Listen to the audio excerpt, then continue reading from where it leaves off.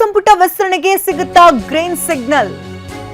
CM DK Shivakumar ಇಂದು ದೆಹಲಿಗೆ ಪ್ರಯಾಣವನ್ನು ಬೆಳೆಸ್ತಾ ಇದ್ದು, ಇಂದು ರಾಜ್ಯ ಸಚಿವ ಸಂಪುಟ ವಿಸ್ತರಣೆ ವಿಚಾರವಾಗಿ ಸಭೆಯನ್ನ ನಡೆಸಲಾಗ್ತಾ ಇದೆ.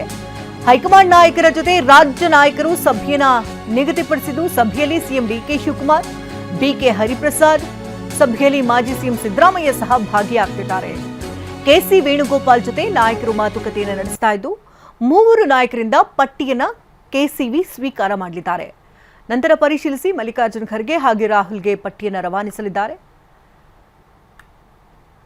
ರಾಜ್ಯದಲ್ಲಿ ಸಚಿವ ಸಂಪುಟ ವಿಸ್ತರಣೆಗೆ ಈಗ ಗ್ರೀನ್ ಸಿಗ್ನಲ್ ಸಿಗುವಂತಹ ಸಾಧ್ಯತೆಗಳು ದಟ್ಟವಾಗಿದೆ. ಹಲವು ದಿನಗಳಿಂದ ನೆನೆಗುದಿಗೆ ಬಿದ್ದಿದ್ದಂತಹ ಸಚಿವ ಸಂಪುಟ ವಿಸ್ತರಣೆ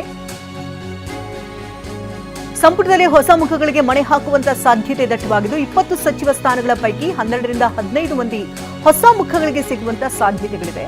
3ಕ್ಕೂ ಹೆಚ್ಚು ಬಾರಿ ಗೆದ್ದು ಅನುಭವವಿರುವಂತಹ ನಾಯಕರು ಈಗಾಗಲೇ ಪಟ್ಟಿಯಲ್ಲಿದ್ದಾರೆ. ಈಗಾಗಲೇ ಪಟ್ಟಿನ ಹೈಕಮಾಂಡ್ ನಾಯಕರು ಕೂಡ ಸಿದ್ಧತೆಯನ್ನು ಪಡಿಸಿಕೊಂಡಿದ್ದು, ರಾಹುಲ್ ಗಾಂಧಿಯಿಂದಲೂ ಪ್ರತ್ಯೇಕ ಪಟ್ಟಿ ಸಿದ್ಧತೆಯಾಗಿದೆ. ಯಾವ ರೀತಿ ಪ್ರಾದೇಶಿಕವಾರು ಹಾಗೆ ಶಿಕ್ಷಣ ಅನುಭವದ ಆಧಾರದಲ್ಲಿ ಪಟ್ಟಿಯನ್ನ ಸಿದ್ಧತೆ ಮಾಡಿಕೊಳ್ಳಲಾಗಿದೆ ಅಂತ ಹೇಳಲಾಗ್ತಾ ಇದೆ. ಇವಾಗ ಇನ್ನಷ್ಟು ಡೀಟೇಲ್ಸ್ ನ ಪಡ್ಕೊಳ್ಳೋಣ. ದೂರವಾಣಿ ಸಂಪರ್ಕದಲ್ಲಿ ಪ್ರಮೋದ್ ಇದ್ದಾರೆ. ಪ್ರಮೋದ್, ರಾಜ್ಯ ಸಚಿವ ಸಂಪುಟ ವಿಸ್ತರಣೆಗೆ ಈಗ ಮತ್ತೆ ಗ್ರೀನ್ ಸಿಗ್ನಲ್ ಸಿಕ್ಕಂತೆ ಕಾಣ್ತಾ ಇದೆ. ಯಾಕಂದ್ರೆ ಮೂವರು ನಾಯಕರು ಈಗ ದೆಹಲಿಗೆ ತೆರಳುತ್ತಾ ಇದ್ದಾರೆ. ಏನೆಲ್ಲ ಬೆಳವಣಿಗೆಗಳಾಗುವ? ಶಕುಂತಲಾ, ಇವತ್ತು ಎಲ್ಲಾ ನಾಯಕರು ದೆಹಲಿಗೆ ತೆರಳುತ್ತಾ ಇದ್ದಾರೆ. ರಾಜ್ಯ ಸಚಿವ ಸಂಪುಟ ವಿಸ್ತರಣೆಗೆ ಸಂಬಂಧಪಟ್ಟ ಮಹತ್ವ ಅಂತ ಸಭೆಯನ್ನ ಕರೆಯಲಾಗುತ್ತೆ. ಇನ್ಫ್ಯಾಕ್ಟ್ ಇವತ್ತೇ ಹೈಕಮಾಂಡ್ ನಾಯಕರ ಜೊತೆಗೆ ಸಭೆ ಆಗತ್ತಾ, ರಾಹುಲ್ ಗಾಂಧಿ ಮತ್ತು ಮಲ್ಲಿಕಾರ್ಜುನ್ ಖರ್ಗೆ ಅವರ ಅಂತಿಮ ಮುದ್ರೆ ಅಥವಾ ಅಂತಿಮ ಒಪ್ಪಿಗೆ ಇವತ್ತು ಸಿಗತ್ತಾ ಅನ್ನೋದ್ರ ಬಗ್ಗೆ ಇನ್ನೂ ಕೂಡ ಕ್ಲಾರಿಟಿ ಇಲ್ಲ. ಬದಲಾಗಿ ಇವತ್ತು ಎಲ್ಲಾ ನಾಯಕರನ್ನ ದೆಹಲಿಗೆ ಕರೆಸಲಾಗಿದೆ. ಇವತ್ತು ಸಂಸತ್ನ ಅಧಿವೇಶನವನ್ನ ಆಧರಿಸಿ ಅನಂತರ ರಾಜ್ಯ ನಾಯಕರ ಜೊತೆಗೆ ಮಾತುಕತೆಯನ್ನ ಮಾಡ್ತಾರೆ. ಒಂದು ಪ್ರಾಥಮಿಕ ಮಾತುಕತೆ ಆಗತ್ತೆ, ಪ್ರೈಮರಿ ಡಿಸ್ಕಷನ್ಸ್ ಗಳಾಗತ್ತೆ. ಅಂದ್ರೆ ಮೂರು ಜನ ಈಗಾಗಲೇ ತಮ್ಮದೇ ಆದಂತಹ ಪಟ್ಟಿಯನ್ನ ಸಿದ್ಧಪಡಿಸಿಕೊಂಡಿದ್ದಾರೆ. ಡಿ ಕೆ ಶಿವಕುಮಾರ್ ಇರ್ಬೋದು, ಬಿ ಕೆ ಹರಿಪ್ರಸಾದ್ ಹಾಗೂ ಸಿದ್ದರಾಮಯ್ಯ ಮೂವರ ಬಳಿ ಕೂಡ ತಮ್ಮ ತಮ್ಮ ಬೆಂಬಲಿಗರ ಜೊತೆಗೆ ತಮ್ಮ ಬೆಂಬಲಿತ ಶಾಸಕರ ಪಟ್ಟಿ ಕೂಡ ಈಗ ಸಿದ್ಧವಾಗಿದೆ. ಇದ್ರ ಮೇಲೆ ಚರ್ಚೆಗಳಾಗತ್ತೆ. ಯಾಕೆಂದ್ರೆ ಪಟ್ಟಿ ಸಿದ್ಧಗೊಳಿಸುವಂತ ಮುನ್ನ ಅಥವಾ ಅಂತಿಮವಾದಂತ ಪಟ್ಟಿ ಕೊಡೋದಕ್ಕಿಂತ ಮೊದಲು ಹೈಕಮಾಂಡ್ ನಾಯಕರ ಗಮನಕ್ಕೆ ಕೂಡ ತರಬೇಕಾಗತ್ತೆ. ಹೀಗಾಗಿ ಎಲ್ಲಾ ನಾಯಕರು ಯಾರ್ಯಾರು ಇರ್ತಾರೆ ಅವರವ್ರದ ಬೆಂಬಲಿಗರನ್ನ ಪುಷ್ ಮಾಡೋದಕ್ಕೆ ಎಲ್ಲಾ ರೀತಿಯಂತ ಪ್ರಯತ್ನವನ್ನ ಪಡ್ತಾರೆ.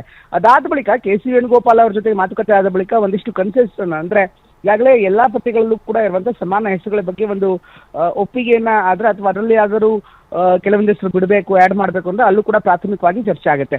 ಅದಾದ ಬಳಿಕ ಹಿರಿಯರು ಮತ್ತೆ ಕಿರಿಯರು ನಡುವೆ ಕೆಲವೊಂದಿಷ್ಟು ಮಾತುಕತೆಗಳ ಅವಶ್ಯಕತೆ ಇದೆ. ಅಂದ್ರೆ ಕಿರಿಯರು ಅಂದ್ರೆ ಸಂಪೂರ್ಣ ಕಿರಿಯರೇನಲ್ಲ, ಅಥವಾ ಹೊಸಬರು ಅಂದ್ರೆ ಸಂಪೂರ್ಣ ಮೊದಲ ಬಾರಿಯ ಶಾಸಕರಲ್ಲ, ಬದಲಾಗಿ 2 ಅಥವಾ 3ಕ್ಕೂ ಹೆಚ್ಚು ಬಾರಿ ಗೆದ್ದವರು, ಅನುಭವ ಇರುವಂತವರು, ಜೊತೆಗೆ ಉತ್ತಮ ಅಂತ ಇಮೇಜ್ ಇರುವಂತವರು, ಅಂತವರಿಗೆ ಅವಕಾಶ ಕೊಡೋದಕ್ಕೆ ಕೂಡ ಚರ್ಚೆ ನಡೀತಾ ಇದೆ. ಹೀಗಾಗಿ ಪ್ರಮುಖವಾಗಿ 5 ರಿಂದ 6 ಹೆಸರುಗಳಿಗೆ ಸಂಬಂಧಪಟ್ಟಂತೆ ಹೈಕಮಾಂಡ್ ಮಟ್ಟದಲ್ಲಿ ಸ್ವಲ್ಪ ಡಿಸ್ಕಷನ್ಸ್ ಆಗಬೇಕಾಗಿದೆ. ಯಾಕೆಂದ್ರೆ ಜಾತಿ ಸಮೀಕರಣ ಇರ್ಬೋದು, ಜೊತೆಗೆ ರಾಜಕಾರಣದ ಹಿನ್ನೆಲೆ ಇರ್ಬೋದು, ಇದೆಲ್ಲವೂ ಕೂಡ ಗಮನಿಸಿ ಅವರನ್ನು ಇಟ್ಕೋಬೇಕಾ ಬಿಡಬೇಕಾ ಇದೆಲ್ಲವೂ ಕೂಡ ಚರ್ಚೆ ಆಗುತ್ತೆ. ಹೀಗಾಗಿ ಇವತ್ತಿನ ಸಭೆ ಪ್ರಮುಖವಾಗಿರುವಂತದ್ದು. ಇನ್ನು 2-3 ದಿನಗಳಲ್ಲಿ ಎಲ್ಲವೂ ಹೊಂದಿಕೊಂಡಂತೆ ಆದ್ರೆ ಪ್ರಮಾಣ ವಚನ ಕಾರ್ಯಕ್ರಮ ನೆರವೇರುತ್ತೆ. ಆದ್ರೆ ಇವತ್ತೇ ಒಂದು ಅಂತಿಮ ಸಭೆ ಆಗೋದಕ್ಕೆ ಇನ್ನೂ ಕೂಡ ಅನುಮಾನವಿದೆ. ಯಾಕೆಂದ್ರೆ ಸಂಸತ್ ಅಧಿವೇಶನ ಕೂಡ ಇರುವಂತಹ ಹಿನ್ನೆಲೆಯಲ್ಲಿ ಅದೆಲ್ಲವನ್ನು ಕೂಡ ಗಮನಿಸಿ ಅಂತಿಮವಾದಂತ ಸಭೆ ನಡೆಯುತ್ತೆ ಅಂತ ಹೇಳಲಾಗ್ತಾ ಇದೆ. ಶಕುಂತಲಾ, ಧನ್ಯವಾದ ಪ್ರಮೋದ್, ತಮ್ಮೆಲ್ಲ ಡೀಟೇಲ್ಸ್ಗಾಗಿ.